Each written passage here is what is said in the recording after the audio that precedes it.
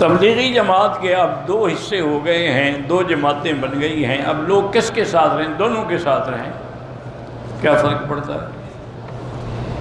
دونوں دین کا کام کر رہے ہیں، اس میں جھگڑے کی کیا بات؟ یا تو یہ ہے کہ ایک دین کا کام کریں ایک بے دینی کا کریں، پھر تو ہم کہیں بھی دین والوں کے ساتھ جاؤ۔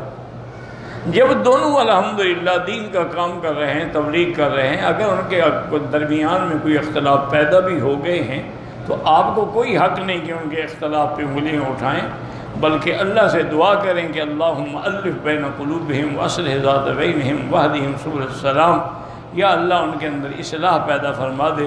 اس انتشار سے لوگوں کو یعنی بڑی پریشانی ہوتی، اور خاص طور پر جو غیر مسلم اسلام لا رہے ہوتے ہیں وہ بیچارے گھبرا جاتے ہیں کہ اگر اتنی مقدس اور پاک اور بے ضرر جماعت بھی دو ٹکڑے ہو سکتی ہے تو ہم کہاں جائیں؟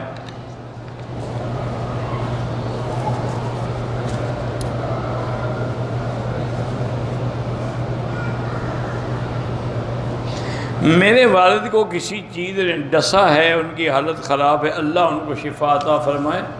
اللہ تبارک و تعالیٰ سے دعا کریں، اور سورۃ فاتحہ جو ہے نا یہ شافیہ ہے، اس سے بڑھ کے شفا کی کوئی صورت نہیں ہے۔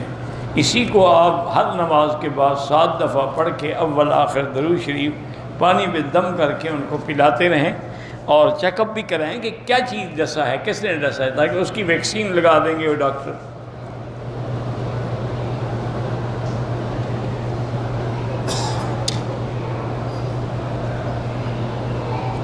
میری بیٹی کو اللہ نے اچھی خاصی صورت دی ہے، پھر بھی وہ مطمئن نہیں ہے اور اپنے چہرے پر پتہ نہیں کون سے انجیکشن لگاتی ہے۔ اللہ اس کو ہدایت دے۔ انجیکشن لگانے سے چہرہ بگڑ جائے گا، بنے گا نہیں، یاد رکھو۔ یہ آج کل جو انجیکشن ایجاد ہوئے ہیں نا، وقتی طور پہ آدمی کو لگتا ہے کہ میرا چہرہ اچھا لگ رہا ہے، لیکن انجام کار یہ ہوتا ہے کہ چہرہ ایسا خراب ہو جاتا ہے پھر کوئی دیکھنے کے لیے بھی تیار نہیں ہوتا۔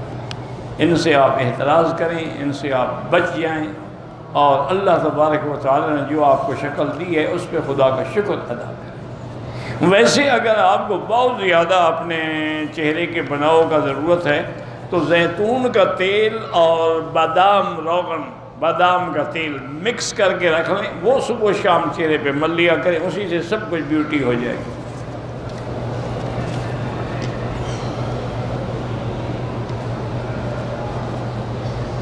سنت کا روزہ، کون سا سنت کا روزہ؟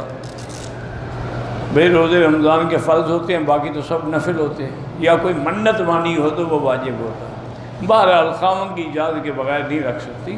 یہ تو صحیح حدیث میں ہے کہ بی بی عائشہ فرماتی ہیں کہ ہم لوگوں نے جو روزے قضا کرنے ہوتے تھے حیض کی وجہ سے، تو ہم انتظار کرتے تھے شعبان کے مہینے کا کہ شعبان میں حضور زیادہ روزے رکھتے تھے، تو اس وقت پھر ہم بھی قضا کر لیتے تھے، آگے پیچھے قضا نہیں کرتے تھے، کیونکہ ہم روزہ رکھ لیں حضور صلی اللہ علیہ وسلم کی خواہش ہو، تو اس لیے خاوند کی اجازت کے بغیر روزہ رکھنا منع ہے۔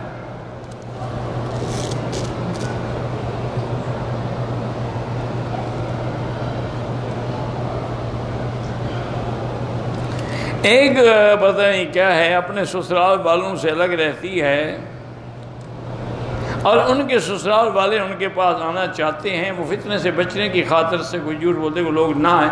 بہرحال کیا فتنہ ہوگا، جب وہ آنا چاہتے ہیں، ملنا چاہتے ہیں، بہر صورت اعتدال رکھیں۔ اگر واقعی وہ فتنہ پرور لوگ ہیں تو پھر ان کو اجازت نہ دیں آنے کی۔ قرآن میں 7 منزلیں ہیں، تو پڑھنے کا یہی طریقہ ہے کہ ایک ایک منزل روز پڑھ لیا کرو۔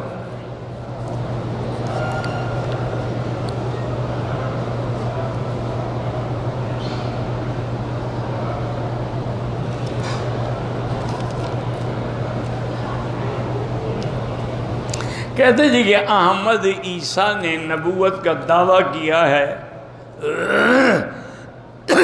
اور مشہور بھی ہو گیا، تو دجال مشہور ہو جاتے ہیں، اس میں کون سی بڑی بات ہے؟ قادیانی کوئی کم مشہور ہے؟ حضور کے زمانے میں مسیلمۃ الکذاب جس نے نبوت کا جھوٹا دعویٰ کیا تھا، وہ جو لڑنے کے لیے 70,000 اس کے ساتھ فوج تھی۔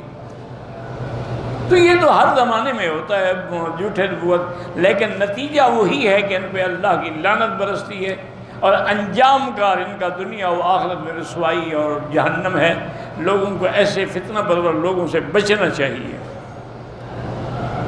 کوئی نبی نہیں ہے جس کا نام عیسیٰ ہو عیسیٰ ہو گیا۔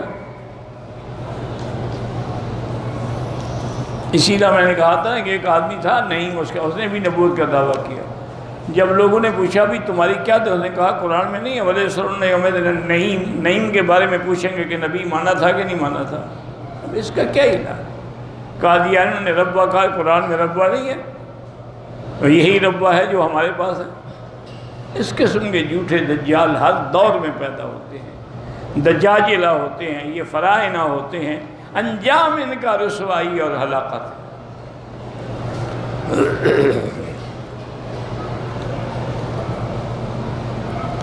ہمارے رشتہ دار ہیں وہ اسماعیلی ہیں، جب ملتے ہیں تو یا علی مدد کا نعرہ لگا، آپ نہ کہا کریں یہ شرک ہے۔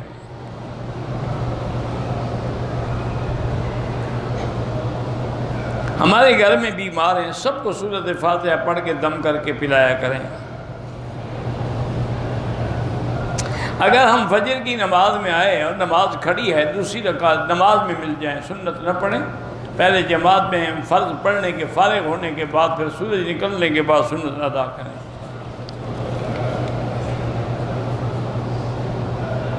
اگر کسی کا انتقال جمعہ کی نماز کے بعد ہو، اس کو دفن مغرب کے بعد، وہ جمعہ کو ہی فوت ہوا ہے اور کیا ہے، مغرب کے بعد دفن ہو یا کبھی دفن ہو۔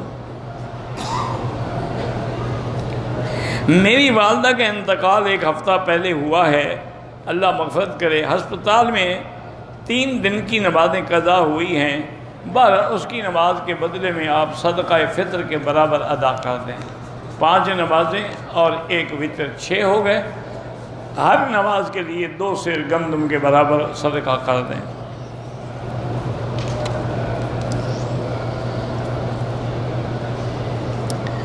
کہتے ہیں کہ یہ بات درست ہے کہ انار کے اندر 1 دانہ جو ہے وہ جنت کا ہوتا ہے، اللہ کو پتہ، باقی تم نے بنائے ہیں،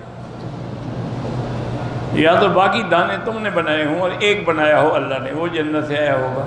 جنت کی کوئی چیز دنیا میں آ ہی نہیں سکتی، تو وہ یہ دانہ کیسے آ گیا؟ حجر اسود بھی اللہ نے بھیجا تھا۔ اگر ظہر کی نماز قضا ہو جائے تو کوشش تو کریں کہ مغرب سے پہلے ادا کر لیں، ورنہ مغرب کے بعد بھی قضا پڑھ سکتے ہیں۔ اگر عورت کے سر پہ دوپٹہ نہ ہو اور وہ وضو کر رہی ہو تو وضو ہو جاتا ہے، وضو تو ہو جاتا ہے، لیکن اکیلی ہو، کوئی دیکھنے والا نہ ہو۔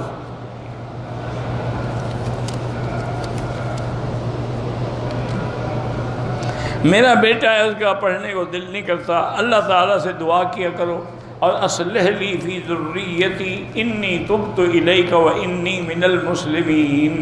اول آخر دروشی پڑھ کے یہ آیت ہر نماز کے بعد 7 دفعہ پڑھ کے دعا کیا کریں۔